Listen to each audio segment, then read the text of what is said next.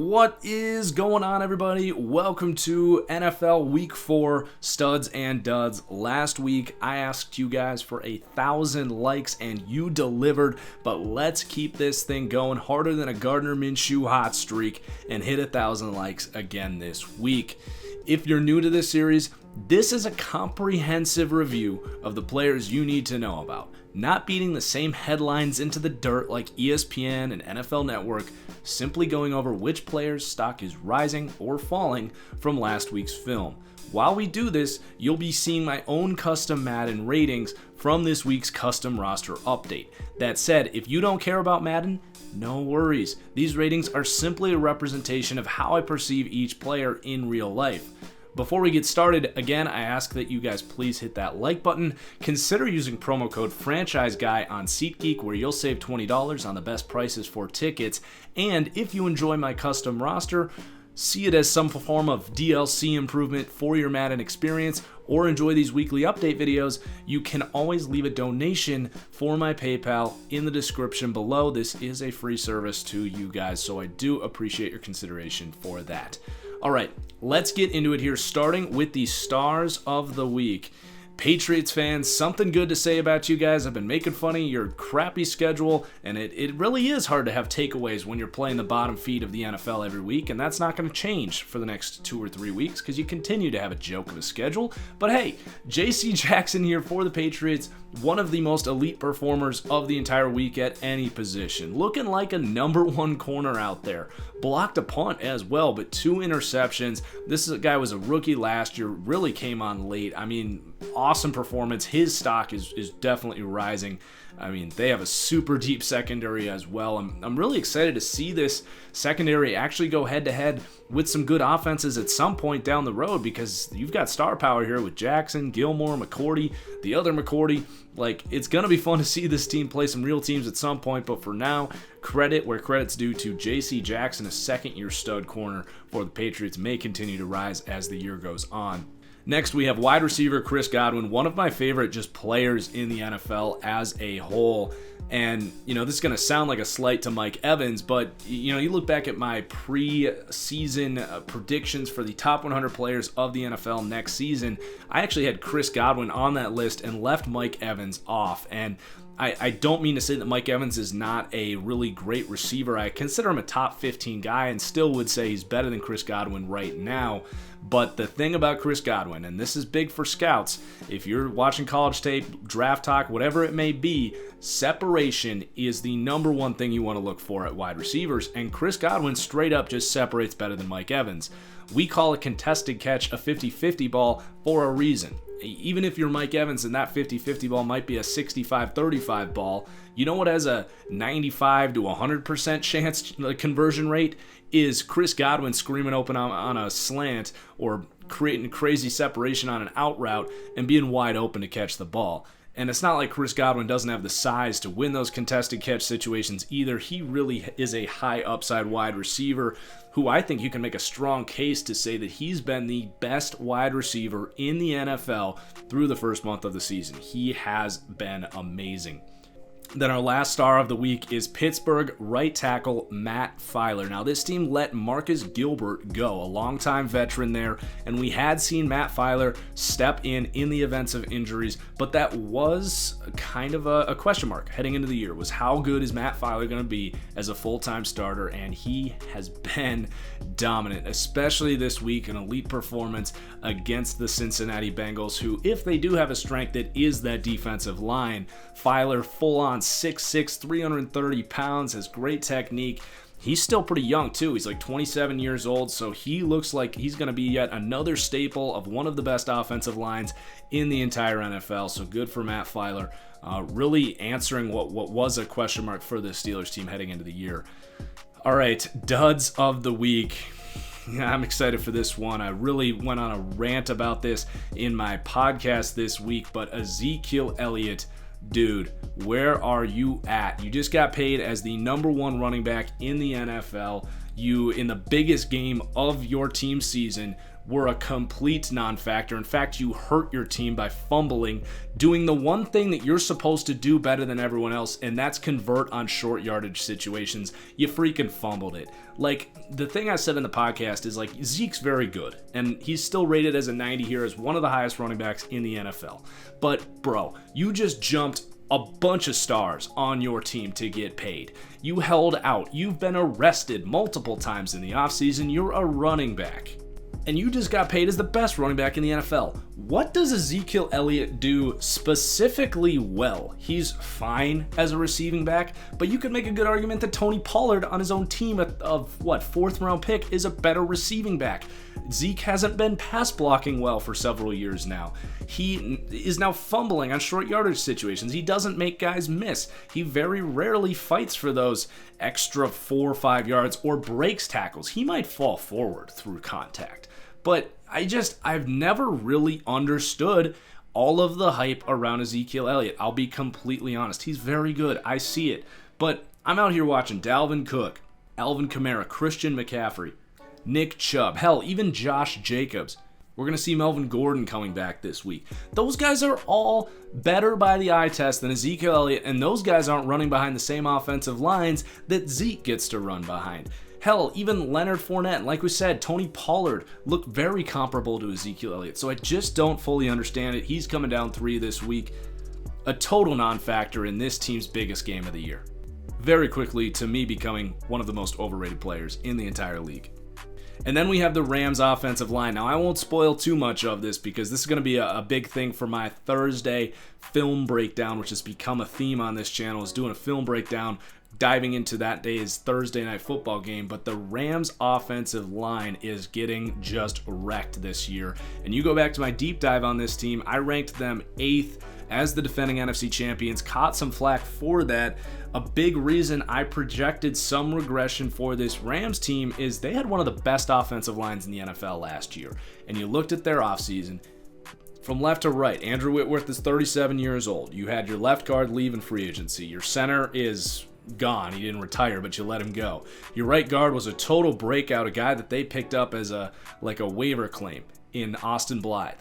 And they had perfect health, and all of those things are going wrong this year. Whitworth hasn't been the same. A big part of that is because the left guard, Noteboom, and their center, Brian Allen, just not as good as they had hoped as mid-round picks the last couple years. They have been miserable. Austin Blythe looking more like the waiver wire pickup that they got from the Colts than the great guard he was last year. And all of this is hurting their right tackle, Rob Havenstein, as well. So when we get to this Rams game, I'll break down how much these guys are going down. But just know this Rams offensive line is a major problem this year. And then another offensive line, a dud of the week. I've been waiting to lower him because I did like him a little bit coming out. I didn't quite see him as a top 20 player like the Minnesota Vikings did, but Garrett Bradbury has been one of the worst starting pass protectors at any offensive line position in the entire league this year, getting just ravaged, especially by some of these bigger guys like Kenny Clark, Akeem Hicks. Bradbury, a smaller center, just can't handle it right now. Not looking like a great pick as a rookie center. Still a lot of potential there. He's done some nice things in the run game, but man, he is really struggling as someone that they hoped would be a spark plug for that offensive line.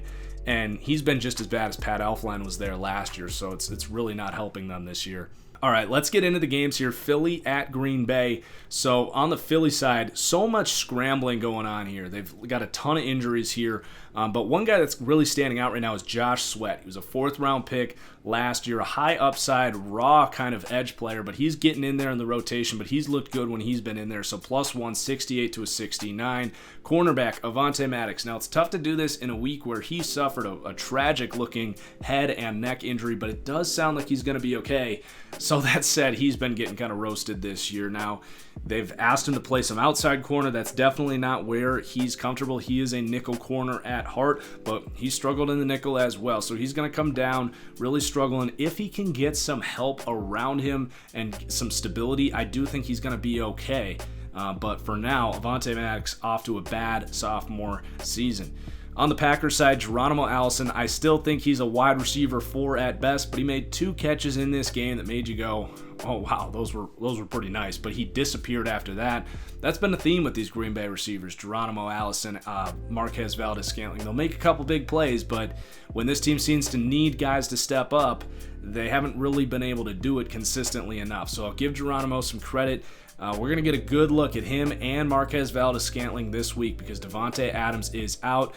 Jimmy Graham is already rated very low, so he's not going to go down this week, but he seems to think he can catch everything with one hand. I don't think Aaron Rodgers trusts him anymore, so we're going to see a good look at Geronimo Allison this week. Kevin King, the cornerback, we've talked a lot about him in previous weeks. Basically a former first-round pick, really high upside, freak athlete type of corner, has not been able to stay healthy over his career, but has been healthy this year, and he is showing some of that upside this year. Also in the secondary, Tramon Williams for the 2nd week in a row. Veteran corner, he's played outside, he's played safety in his career, but this year playing in the nickel and seems to have gotten pretty comfortable there at this stage in his career. Really smart, heady player there, and has been a staple in the nickel for Green Bay. Unfortunately, though, on the interior defensive line, Dean Lowry, who was supposed to be the guy that was going to step up here after they released Mike Daniels. They actually extended Lowry to a healthy deal right before cutting Mike Daniels. So he has not met those expectations, really got just manhandled this week against a really good Philly offensive line. But over the course of this season, he has not been what they were looking for. All right, on to Washington at the New York Giants. Eric Flowers. How about this? He was cut by the Giants about 2 years ago, went over to Jacksonville, actually started at left guard for a good chunk of games last year, and he was up and down, but they pick him up here in Washington. He's starting at left guard, and he's actually playing pretty well. This is a former first-round pick, a revenge game here against the divisional opponent, the Giants, but he's playing well at left guard there. And then at center, Chase Roullier missed this game, but Tony Bergstrom stepped in, +1 for him. He held his own against some good interior linemen for the Giants. Quinton Dunbar, the corner here, he's been their best guy probably in that entire secondary, at least as far as coverage is concerned. He's going to go up +1 here, 73 to a 74. And then on the interior defensive line, Tim Settle is going to go up +1 here for the 2nd time this year. Really liked him coming out. He fell to the 5th round, which is later than I thought he would go. He's that kind of traditional nose tackle type, really good run defender. Not much of a pass rusher, but definitely a good young player there on the interior. They've got the injury there to Jonathan Allen there, and they've got some opportunities there. Also, Trayvon Hester, keeping an eye on him. Another interdivision pickup for them that I did like. Played for the Eagles last year, was buried by depth, but Trayvon Hester out of, Temple. Good athlete, can rush the passer and stop the run on the inside. Got about 16 snaps this week, played well when he was in there, so we'll see if they continue to increase that snap count. And a guy that I think, he was on my breakout players list. So, I think he's a guy that could actually be a player here on a very deep interior defensive line for Washington. On to the Giants side of the ball, Daniel Jones, 2nd week in a row, he's going up. Looking like a serviceable starter, credit where credit's due. Did have a couple bad plays in this game, but he's sparked life for this Giants team, so he's going to go up 1 this week. And then Sterling Shepard, +1, 76 to a 77. He's having an outstanding season. This Giants passing game is getting kind of interesting here because Daniel Jones looks pretty competent, better than Eli Manning's looked for years. You got Sterling Shepard playing at a pretty high level, looking like a number 1 wide receiver. You get Golden Tate back off of suspension this year. Evan Ingram's having a really good season. It's a pretty good group of pass catchers. At some point, you're going to get Saquon Barkley back as well. So, you do look at him and I wouldn't advise the Odell Beckham trade, but they might not miss him as much with how this team's kind of shaping up right now. And then Janoris Jenkins is going to go back up 1. He went down 3 last week. You can't ignore how bad he was for the first 3 weeks of the season, but was really good this week. Granted, against a terrible Washington passing game, but good to see him at least, look like his former self for a week. And then Jabril Peppers, again, went down last week. Same thing. Looked really explosive this week. Do have a note on Ryan Connolly. No movement here. I think he tore his ACL. He's out for the year. A rookie linebacker out of Wisconsin. He had an awesome game flying all over the field. And then on the edge, O'Shane Ximines in limited snap count. This is the other guy they got for Odell Beckham. It's Jabril Peppers and O'Shane Ximines. And then, of course, Dexter Lawrence, who they spent that first-round pick on. But Zimenez on the edge, that's their biggest need right now is edge rushers. He's looked really good in limited time. I think he'll continue to increase that snap count as the weeks go on. Cleveland at Baltimore. Fun game to watch. Harder to have takeaways from this game. It was kind of a weird game. A lot of big plays, turnovers and stuff. But Nick Chubb for the Browns. I advise people not to take Kareem Hunt in fantasy because Nick Chubb is a true number one running back and he's good in the receiving game. He's dominant. He's one of the best running backs in the NFL right now, period. When Kareem Hunt does come back from suspension in like 6 weeks, he's going to be a relief pitching back for Nick Chubb, who is the feature back here. And then Ricky Seals-Jones and Pharaoh Brown just kind of out of left field here at tight end. Both these guys, a big reason the Browns were able to win this game. Both guys blocking pretty well and the pass protection as well. Seals-Jones looks explosive. He had some big plays there in Arizona, but he just kind of sizzled out there.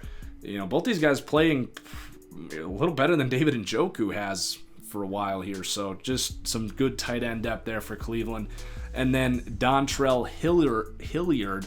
Honestly, don't know much about this guy at all. Kind of an out-of-nowhere type of player, but he has come in and filled that role for Duke Johnson, who they traded away as the receiving back here, and he's looking good catching the ball out of the backfield. And then on the Ravens side of the ball, Lamar Jackson going to go up one this week despite the loss. The big thing for me with Lamar Jackson was accuracy, and he's been holding on the ball a little bit too long, getting a little bit too impatient in the pocket and running too early. But the accuracy really hasn't been much of a concern for Lamar Jackson. It's not that it's elite, but it has not been as big of an issue as a high of a rate as it was in his rookie year. So those accuracy ratings keep creeping up, which is helping Lamar Jackson's overall rating. And then halfback Gus Edwards plus 171 to a 72. The relief guy there to Mark Ingram as a big bruiser. He's looking pretty good. That running game there in Baltimore is one of the best in the league. And then Matt Skura. The Ravens just find these like really smart Duke, Harvard guys. They just plug them in there at center, and it just seems to work for whatever reason. And Matt Skura has been dominant this year, plus 169 to a 70. Tony Jefferson really struggled in this game, and he's always been a slower safety, some bit of a linebacker safety hybrid, but man, he couldn't catch anyone this week. So -1 for Tony Jefferson. And then Patrick Owasu. This one's surprising to me. They let CJ Mosley go. This team seems to have a very good feel historically for having the right depth, investing in positions on the defense when they don't have it in-house already. And they didn't invest much in the linebacker room. They had Patrick Owasu here. He has struggled mightily, not just in run defense, which was always going to be a concern because he is a smaller guy, but he hasn't been covering well at all. We saw Ricky Seals-Jones, Pharaoh Brown, Nick Chubb, the running backs, tight ends just going to work, and Jarvis Landry as well in the slot. They were just attacking Patrick Owasu all game. Big concern there for Baltimore is the second level coverage unit for this team between Jefferson and Patrick Owasu. All right, on to Oakland at Indianapolis. Darren Waller for the technically fourth week in a row here. Man, I didn't see this one coming. I usually just kind of write off guys that have addiction issues, especially Darren Waller, who's like a converted receiver. But you know what? Saw him on Hard Knocks. Seems like a really level-headed dude. Just was kind of in with the wrong people and got himself in a pretty big hole. But man, he is reaching the absolute highest ceiling right now. You can make a strong case for him as the probably third best tight end in the NFL right now. Maybe that's jumping to hasty conclusions, but behind Kittle and Kelsey, it might be Darren Waller right now. He's blocking well too, which is not something you'd expect from a converted receiver who's barely played reps in the NFL. He's just dominating with his opportunities here. Their offense runs through him. And then also Foster Moreau, he's not going up because I already have him rated pretty highly. He was one of my big guys in the draft, but he made an awesome catch in this game. They're going to have to keep running more and more two tight end sets because I think Foster Moreau can really play, but obviously you got Darren Waller here as well. It's not like they got a bunch of talented receivers here. Keelan Doss also played 12 snaps this week. If you remember him from Hard Knocks, Gruden seemed to love this guy. He seemed like a competitive player. He ended up going to Jacksonville after not making the team here in Oakland. But after Antonio Brown, that all played out. They picked Keelan Doss back up from Jacksonville's practice squad. So Keelan Doss playing, we'll monitor him. And then Daryl Worley, plus 266 to a 68. This guy, again, has kind of had some discipline issues. I don't know if it was drugs or PEDs, something like that. But he is out there starting recently, plus 266 to a 68. A guy with a second-round pedigree I think he was on the Eagles before. That could be wrong, but this is his second opportunity here. And then on the Colts side of the ball, just kind of a flat game for them, especially on offense. Nyheim Hines looks good catching the ball out of the backfield, plus 171 to a 72. I do like this Zach Pascal guy. Definitely caught my eye last year. Not overly explosive, never going to be a true number one guy, but he plays his ass off. He's one of the best blocking receivers in the NFL, and that gets him a lot of reps here on bubble screens, wide receiver, just like any kind of screen. Like, he's a great blocker, or just the run game as well. He's physical at the point of the catch too, doesn't drop the ball, just not a very good athlete. But I do like this Zach Pascal guy, plus 167 to a 68. Linebacker Anthony Walker, really struggling out there for multiple weeks in a row, especially tackling, like just not looking good as a run defender. Minus 169 to a 68. All right, LAC at Miami. That's the Chargers. Not much to take away here on the Chargers side of the ball. It was just kind of Phillip Rivers throwing the ball to Austin Eckler on offense. And then defensively, this team's just in survival mode. They're waiting to get Derwin back. One question here is Jerry Tillery. First round pick, I had a second round grade on him. Thought he had a lot of developing to do, and he has not played well at all this year. And when you get manhandled by the Dolphins offensive line, that's when you know it's a problem. So this was the week where I decided to lower Jerry Tillery. He did have a sack this week, but other than that one snap was really concerning. It was one of the only places Miami was able to have success, was going right at Jerry Tillery. And then Miami, Raekwon McMillan getting hot here. He is a second-round pick from a couple weeks ago, years ago, out of Ohio State. Big linebacker, a guy that is always going to be pretty successful in run defense, but his coverage has been much better this year and his third year than it has over his career. So he's going to continue to go up here, plus 173 to a 74. Cornerback Ken Webster, the New England tie here with Brian Flores. They pick him up. He was not able to make the team on that loaded New England secondary. Seventh round pick out of Ole Miss, but he's come in here. He's starting a lot in the nickel and playing pretty well, so plus 162 to a 63. And then Steven Parker, honestly don't know anything about him. He is the guy that they went to with the departure of Minkah Fitzpatrick as the safety, and he is playing pretty well. So plus 262 to a 64. All right, New England at Buffalo. Tom Brady gonna go back down. He went up last week. It really was just dominating garbage teams. The second he had to play good defense, go on the road. Those concerns that we saw in the Super Bowl last year as a 42-year-old pocket passer, there's going to be problems there. He's still elite, the best mind in the NFL right now at the quarterback position. Great anticipation, definitely still a top 3 or 4 quarterback.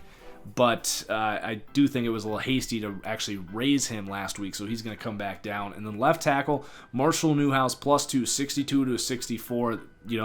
This is what the Patriots do so well is on this off. I mean, they do everything super well, but what they've been able to do with this offensive line compared to how the rest of the league struggles at offensive line is ridiculous. They had the whole Trent Brown thing last year, basically got one of the best tackles in football for free with Trent Brown. He's gone. They're plugging in their left tackle from the first round last year out of Georgia. Name's escaping me, but he's out for the year, at least on IR. So they're in panic mode, like, oh God, who's going to start at left tackle? Like, are we actually going to have a weakness on this offensive line?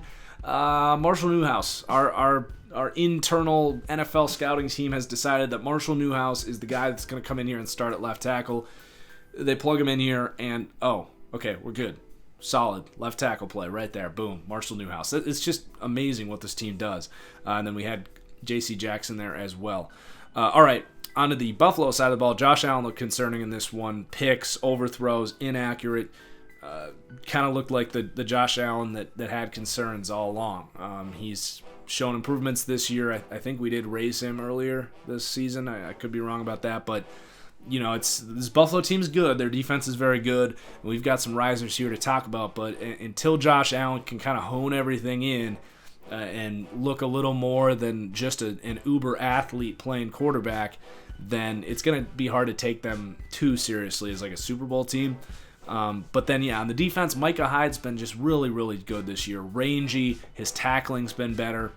Like, just a top 5 safety in the league right now, plus 184 to an 85.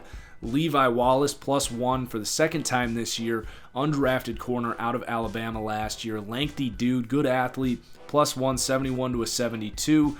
Tremaine Edmonds for the second time this year, right? He's going to go up plus 173 to a 74. High upside first-round pick last year. Struggled a little bit as a rookie, but he's only 21, maybe 22 years old. Just a force there in the middle of the defense. And then Jordan Phillips, they actually lost Harrison Phillips, who's a really good interior lineman for them. Ed Oliver's their best guy, but he's a rookie and an undersized one at that. So they need a guy to kind of step up, take some reps there as that big-bodied guy. They do have Starlo Tulele still there. But Jordan Phillips was a second-round pick for Miami, has had his ups and downs in his career, but they get him in here, and he does a little bit of everything really well. He's really explosive off the ball, not very bendy or agile at all, and doesn't really finish a whole lot, but he's really good at just kind of being a physical force on the inside there. So that guy's kind of stepping up for them, plus 265 to a 67. All right, Carolina at Houston. The Matt Paradise signing for Carolina has not been very great right now. He's really struggling at center. He's going to be able to play better than this and turn it around, and I still think it was a good signing, but not working out quite as well as they would have hoped there at center. So minus 283 to an 81. Now, one thing that is working out very well is Greg Little. A lot of people didn't like this guy coming out because we get a lot of SEC tackles that are just freak athletes, former 5 stars, especially from Ole Miss, where they don't have a very good pedigree of getting those players to be good workers when they get to the next level. But Greg Little doing his best here to break that stereotype of Ole Miss 5-star prospects, things that have been shattered by guys like Laquan Treadwell and Robert Nkemdiche. But Greg Little looking pretty damn good out there at left tackle. They've actually moved Darrell Williams to right guard in place of an injured Trey Turner. Not sure how long that's going to last. Darrell Williams has really struggled at left tackle, so there's some moving going on that offensive line, but Greg Little, a second-round pick here, looking really good starting at left tackle. And then for the Texans, just DJ Reader has been a dominant run defender this year. Very well might be the best run defending interior guy in the league through the first month of the year, so time to raise him up plus 180 to an 81. Kansas City at Detroit. For Kansas City, Sammy Watkins, where you at, bro? We got to get some where you at, bro, like merchandise going. I feel like that's the studs and duds like go to. Anyway, Sammy Watkins minus 180 to a 79. Super explosive week 1. He went up and then he just disappeared as soon as he had to be this team's #1 receiver. Like, what's that all about, Sammy? So he's going to come down. Rashad Breeland plus 162 72 to a 73. They picked him up from Green Bay. I think this is the second or third time he's gone up already this year. Definitely a good pickup. He's been their best corner. Kendall Fuller is really struggling there for Kansas City. By the way, EA had Kendall Fuller as an 87 overall to start the year. That was one of the most just weird ratings of the year, was Kendall Fuller as a 87 overall. Like, what has he done to warrant that? That never made any sense to me. Anyway, on the Detroit side, a nickel corner here, Justin Coleman. Big signing this offseason, but he's paying dividends. His coverage has been great there in the nickel. That secondary in general is really good. We got Mike Ford here going up plus 166 to a 67. And then on the interior defensive line, Damon Harrison. Not going to say he sucks, but I mean, we had him rated very high as by far and wide the best run defending nose tackle. Not getting after the quarterback at all, which he never did, but his run defense has struggled. And I noticed he's got, I think it was 4 missed tackles this year already, if not more, and he only had 3 last year total. So, like, just not being that true force as that dominant run defending guy. He's losing snaps as well. He's on the opposite side of 30. Just not the year that Damon Harrison would have hoped he'd have right now. And then Gerard Davis, -1, struggles so much in coverage. Just doesn't really have those playmaking instincts. Struggles to tackle. Former first-round pick, looking like a bust right now. -170 to a 69 in, his third year here. Tennessee at Atlanta. For Tennessee, they really just punched Atlanta in the mouth. That offensive and defensive line for Atlanta just lacks any sort of physicality at all. So this is a good matchup for Tennessee, who, if they're good at anything, it's punching you in the mouth and being a physical team. So one takeaway for Tennessee, and that is A.J. Brown. Looking like a receiver that probably should have been a first-round pick. Like, he's explosive, he's got the size, the run after the catch ability, he blocks, just really good fit for this team. So +173 to a 74. And then one note here on Delanie Walker. No movement here, but we raised him the first week, but his snap count's decreasing. Maybe Titans fans can let me know if he's hurt again, but he has not been an impact for about 3 weeks now, so that's definitely concerning for Tennessee. On the Atlanta side of the ball, we've got Austin Hooper +176 to a 77. Former Stanford tight end, really playing his best football here. Got to be getting close to a contract there. He could be fighting for that. We mentioned this offensive line really not playing with any physicality.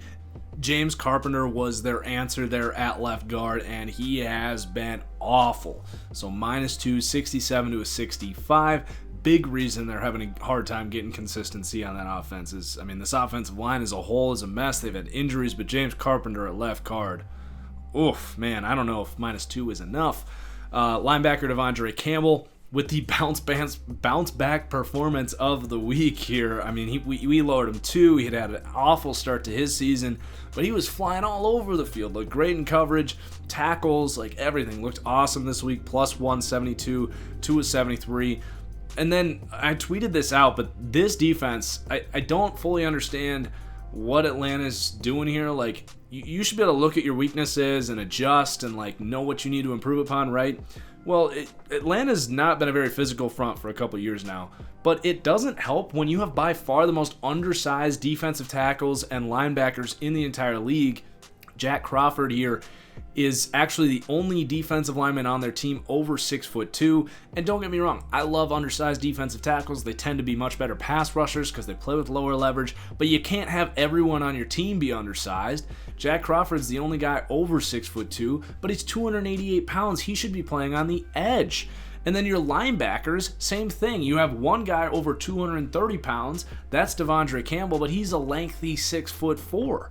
Everyone else is like 225 pounds, like 6 feet tall. So, like, they get off the bus and they look like a bunch of high schoolers. And they might be freak athletes and super fast, but you can blow these guys off the ball and just run it down their throats. James Carpenter went down, Jack Crawford went down. They have huge problems with the physicality of this team. All right, Tampa Bay at the LA Rams. We had Chris Godwin going up. Ronald Jones, never been a big Ronald Jones fan, and I don't know if he's ever going to emerge as some true number one back. He has all the physical talent. I never denied that. I didn't like his finesse, his vision. He struggled catching the ball to the backfield. He hasn't exactly proved that yet, but he is pass blocking a lot better than he ever has here, so that's a good step in the right direction that he's really working at his game. So he's going to go up +2, 68 to a 70. He's at least a player at this point. Jameis Winston +1, 73 to a 74. People were asking for me to give him credit. Of course, he's playing great. He's limiting those mistakes, but you also don't just ignore 4 years of just being a turnover machine, and he actually showed at week 1 that he can still have those games in him. So it's a week by week thing with Jameis. He's playing awesome these last few weeks. This was a great week. So +1, 73 to a 74. Center Ryan Jansen +2, 73 to a 75. Another guy we kind of worked rough on Tampa Bay for last year, but he was really bad to start last year. Like, the first 10 games of last season was really rough, but he settled in there for whatever reason. And then this year, he's been one of the best pass blocking centers in the league. He's run blocking as well. And he's not playing scrubs either. He's played San Francisco with Buckner in there. He's played Carolina with a really good interior line. The Giants have some good pieces on the inside there. And then the Rams, you're dealing with Michael Brockers and, of course, Aaron Donald. So he's been really a staple for this team there at center. On the edge, Shaquille Barrett +1, 77 to 78. Again, going up this week. God, is he the second best edge player in the NFL right now behind Khalil Mack? Like, he's been ridiculous. I don't know if he'll keep it up, but, I mean, man, he's making a Defensive Player of the Year case right now, and they got him on a league minimum contract. What a signing for Tampa Bay. Even if he plays at half the rate he's playing for the rest of the year, you're still going to be happy with the player you have there right now on that price. And then Vita Vea, another guy that I've got to, give credit to Tampa Bay. It's just a lot of guys that I've been really hard on this team for that are turning it around, and that's, I think, how you can flip things around if you're Tampa Bay. But Vita Vea, I've always seen as just a run-stuffing nose tackle, just like Danny Shelton, a very similar player coming out of Washington. The Browns took in the first round about 5 years ago. But Vita Vea is like getting after the quarterback too. Like, he's just a force. He fires off the ball. He's got quick feet, long arms, powerful. Obviously a great run defender as well. But, Tampa Bay's got a lot going well for him right now. I don't know if it's going to be enough to get them into the playoffs, but a very fun team right now. And then for the Rams, it's just this offensive line. We already talked about them, but I'll just list it off. Austin Blythe, -2, 72 to a 70. Brian Allen, -1, 65 to a 64. Joseph Noteboom, third-round pick out of TCU. They were hoping he was going to be a player. Really has been awful there at left guard. 66 to a 63. In his first year as a starter. And then Rob Havenstein's been one of the worst right tackles in the NFL this year. I think he'll probably figure it out. I think he's a good player, but definitely a concern. And a lot of this, too, is teams are shutting out that play-action, move-the-pocket game that was just a staple for this team. They're doing a lot more traditional dropbacks, and that was something we've talked about many times, is that when you do that, when you move the pocket, you're scheming up good pass protection for a lot of these linemen, especially a guy like Austin Blythe, who's a smaller, slimmer guy. He's going to be a better player at getting from one point to another than a lot of linemen if he's more athletic, but a traditional drop back game, that's a completely different animal, and a lot of these guys are handling it a lot differently than they have in years past. And again, all this stuff I'm going to talk about in my Thursday night breakdown video. All right, Seattle at Arizona. Jermaine Ifedi for the Seahawks. We know he's not very good, but he's just even being worse than we expected here. 66 to a 65, the right tackle for Seattle. At what point do they try out Fant? What's his name? Anyway, Fant. He's an athletic lineman that has not been able to win a tackle job there in Seattle, but I think George Fant, I think he's better than Jermaine Ifedi. At some point you should probably try that out, Seattle, because Ifedi just can't pass block at all. And then Quentin Jefferson up again this week. He's basically been what they wanted to get in LJ Collier as that oversized edge player. Now, he actually played some defensive tackle this week. He's like 6'4", 290. Just a really good defensive lineman. Good at stopping the run, but has some explosiveness and power and can push that pocket as well. So Quentin Jefferson been a very pleasant surprise for that Seahawks defensive line. Another example for the Seahawks of that culture that they establish as a, if you bust your ass and you work hard, you will play. If you were the best player here, you're going to play. We don't care if we drafted a guy that's similar to you in the first round. If you practice hard, you're going to play. So that's just a good implementation of that culture and a guy that's actually showing dividends for that stuff. And then for the Cardinals, just DJ Swearinger going down for the third week in a row. They got him for free off of waivers last year when the Redskins cut him, and never been an elite athlete. Had a couple moments in the sun as a really good cover player, but he's had an up and down career, and it seems like we've got another downswing here for DJ Swearinger, who just can't cover anyone right now. And then Byron Murphy, not moving here, but he was my number one corner in this class. I already had him rated very highly, but he is showing why I was so high on him. He's looking like a really good pick there, who was the first pick in the second round here for the Cardinals. Minnesota at Chicago, we had Garrett Bradbury at center moving down, and then on the defensive side, there is some things to be positive about Minnesota. I've kind of reinforced why you should still be optimistic for this Vikings team. This defense is still very good, and Danielle Hunter and Everson Griffin right now, probably the best edge rushing duo in the NFL. I mean, Danielle Hunter is just ridiculous this year. He's going up +1, 85 to an 86, and then Everson Griffin as well after a weird season last year, barely played. Like, he's kind of back this year, which is a little surprising at his age after what happened last year, but very pleasant surprise for the Vikings. And then Eric Kendricks, probably having his best season as well, with everything around kind of going a little better. He's been able to thrive a little bit more. So +1 for Eric Kendricks. And then for the Bears, Chase Daniel looking good. Like, he's just one of the best backups in the NFL, period. And I actually think he's better for what they need than Mitch Trubisky. They don't need a high upside player. They just need a guy Chicago's got a ton of playmakers and a really good play caller, at least a creative one, and a good offensive line, and the best defense in the NFL. Like, you don't need elite quarterback play to win with that. You just need someone that can get the ball out on time, accurately, make the right reads, be quick. A veteran guy like Chase Daniel is perfectly fine for what they need. I don't think they go back to Mitch Trubisky because I think this team's going to look a lot better with Chase Daniel. And he's actually getting paid about as much as Mitch Trubisky, too. And then on the inside, I mean, we know this defense is loaded with talent.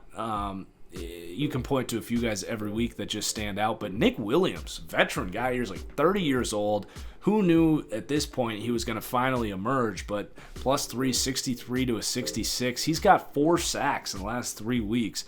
So very relevant for this Bears team, who's got just body after body after body on that defensive line. All right, Jacksonville at Denver. Gardner Minshew, no surprise here. He's going up again this week, +2, 61 to a 63. It's getting really interesting between him and Nick Foles. We've talked a lot about Gardner Minshew. This getting a little long, so I'm just going to continue, but he continues to play very well. DJ Chark, same thing. Like, just proving me wrong. His hands are great. He's releasing off the line of scrimmage, getting open, looking like a true number 1 wide receiver. Kind of, to me, came out of nowhere, but good for DJ Chark, good for Gardner Minshew. Just one of the storylines of the year right there is just those two players. Marquise Lee also got on the field this week and actually played pretty well, so we'll continue to monitor that. We lowered him pretty heavily to start the year because he's been a forgotten man. And then Chris Conley, you know, when they both went up the first 2 weeks, Conley and DJ Chark, I said I think DJ Chark might sustain, but Chris Conley, like, he had opportunities in Kansas City with Patrick Mahomes and Andy Reid, and he couldn't maintain success. I doubt it's going to happen here in Jacksonville. And sure enough, he really has not sustained anything there. So just kind of a flash in the pan. He might be going down soon. At running back, Leonard Fournette, a big bounce back this week. He's going to go up +1. We lowered him 3 last week, but he looked like a man on a mission this week. So give him a little bit of that love back. +1, 79 to an 80. And then one more guy for Jacksonville here, cornerback DJ Hayden. He's been there in the nickel and was good last year, but he's probably having the best year of his career. He was a first-round pick for the Raiders 4 or 5 years ago. Didn't work out there as an outside corner. Got a pretty decent contract to come here into Jacksonville, and he's been really solid. I mean, there's a lot of good nickel corners in the NFL, but he's right there with the best of them. And then for Denver, Courtland Sutton was my number 1 wide receiver in last year's class. I do have an error and omission from last week because I said Anthony Miller was number 2. Courtland Sutton was number 1. He's not, doesn't have the best quarterback situation here, but he's making it work, playing really well. My comparison for him is Allen Robinson, just a big-bodied, fast guy, can get open, catch the ball. So he's looking pretty good. And then Justin Simmons, playing pretty much exclusively free safety here. Played a lot more strong safety week 1, but they're really sticking him out there at free safety. And he's showing, you know, he's kind of got some good reactionary instincts. He's a good athlete. Doesn't have the, like, elite range or speed, but he kind of makes up for it with some of that burst in the short areas. Just a really solid player, and he's having a much better season this year than he did last year. And then Devontae Bosby for the second week in a row, +1, 63 to a 64. They have benched Isaac Yiadom and gone with Devontae Bosby. I'm not going to say he's been great, but he's, you know, showing that he can kind of go out there and not get absolutely exploited. So for where we had him ranked, that's a plus. Also a note on Duke Dawson. They traded for him. He was a second-round pick for the Patriots last year. But they go out and trade for him. They've got some injuries there in the nickel. He came in there and played at a pretty decent level. I like him a lot, so he's not going to go up this week because I already had him rated pretty high. But definitely a note on Duke Dawson out of Florida. All right, Dallas at New Orleans. Not going to talk anymore about Ezekiel Elliott, but Leighton Vander Esch was outstanding here, and I think it was Chris Collinsworth that said this best. Like, he had some plays on Alvin Kamara where he was just, you don't see guys fly into the backfield and wrap up Alvin Kamara and bring him down one-on-one. It just very rarely happens, and Leighton Vander Esch was doing it.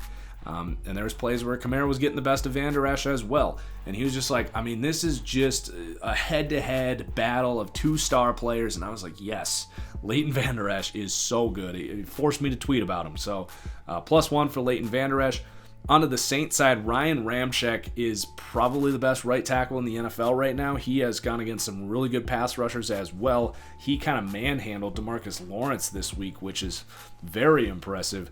So +1, 84 to an 85. He held it pretty well against J.J. Watt week 1 as well. So time to move him up.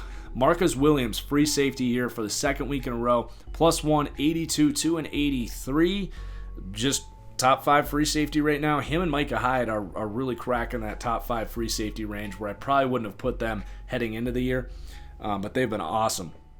And then just a note on Marcus Davenport. He's gone up already this year, but they're getting returns from him. I think you look at the Packers, who ended up with Jaire Alexander and Darnell Savage for the pick that turned into Marcus Davenport. It's just a well-packaged trade there. Those are all really good players.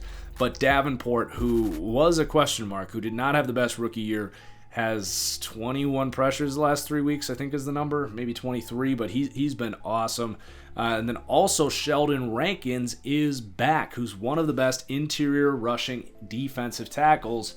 So this pass rush is carrying this team right now. Their secondary is great as well, and they got great linebackers. The defense as a whole is awesome. I put that Saints team way back up into the top 5 with a couple big wins now against Seattle and Dallas. I think to see that defense play like this is very encouraging for the Saints.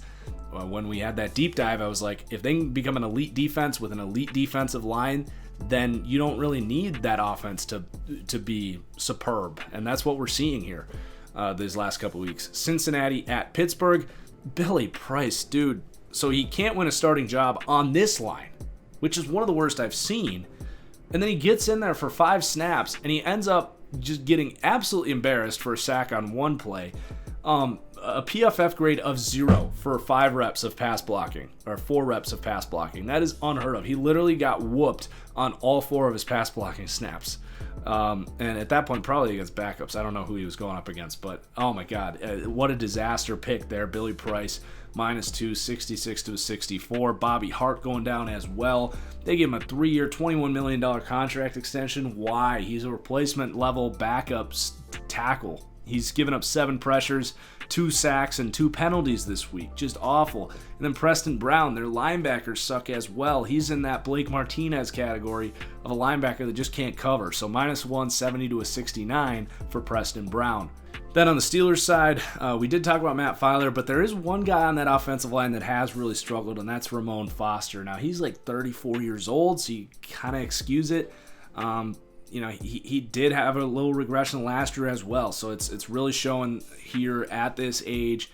If they've got a weakness on that offensive line, it is Ramon Foster. It's not that he's been like miserable, but not playing at that 80 overall level we had him.